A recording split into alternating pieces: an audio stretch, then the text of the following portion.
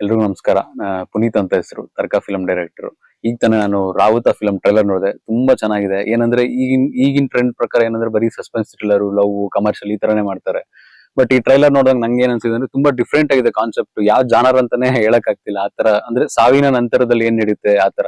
ಈಗ ನೀವು ಎದ್ದೇಳು, ಇದು ಯಾವ್ದು ಶ್ರೀ ಮಂಜುನಾಥ ಸಿನಿಮಾ ಎಲ್ಲ ನೋಡಿರ್ತೀರಾ, ಅದ್ರಲ್ಲಿ ಆ ತರ ಎಲ್ಲ ಆ ಸಿನಿಮಾ ಎಲ್ಲ ನೆನಪಿಸ್ತಾ ಇದೆ ನಂಗೆ. ಆಮೇಲೆ ನಾಗಾಭರಣ ಅವ್ರ ಸಿನಿಮಾಗಳು ಆತರ ಸಿನಿಮಾ ಜಾನರ್ ತರ ಇದೆ, ತುಂಬಾ ಡಿಫ್ರೆಂಟ್ ಆಗಿದೆ.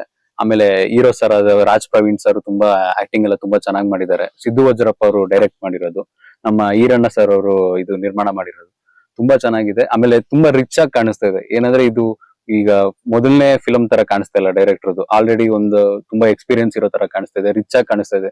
CG ವರ್ಕ್ಸ್ ಅಂತೂ ನೀವು ದೊಡ್ಡ ದೊಡ್ಡ ಸಿನಿಮಾಗಳಲ್ಲಿ ಏನ್ ನೋಡಿರ್ತೀರಾ, ಈಗ KGF, ಬಾಹುಬಲಿ ನೋಡಿರ್ತೀರಾ, ಆ ರೇಂಜ್ಗೆ ಇಲ್ಲ ಅಂದ್ರೂ ಅಷ್ಟಾದ್ರೂ ಕಾಣಿಸ್ತದೆ. ಈಗ ಹೊಸಬ್ರು ಸಿನಿಮಾ ತರ ಅಂತೂ ಇಲ್ಲ CG ಅಂತ.